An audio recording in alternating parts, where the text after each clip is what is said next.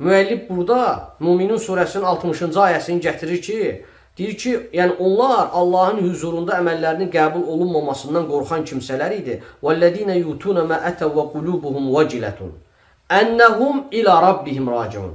Onlar deyir, Rəbbinə qayıdacaqlar deyə verdiklərini qəlbləri qorxa-qorxa verərdilər. Yəni verdikləri deyildikdə ayədə qeyd olunan onlar Allahın huzurunda təqdim etdiyi, yerinə yetirməli olan o ibadətləri, namazı, zəkatı, sədəqəni, həcci və digər bütün ibadətləri yerinə yetirdikdə onlar deyir qorxu hissi ilə onu yerinə yetirərdilər. Möminlərin anası Ayşə radiyallahu anhə bu ayə barəsində xüsusən Peyğəmbərdən soruşur ki, ya Rasulallah, onlar həm içki içən, həm oğurluq edən kimsələrdir.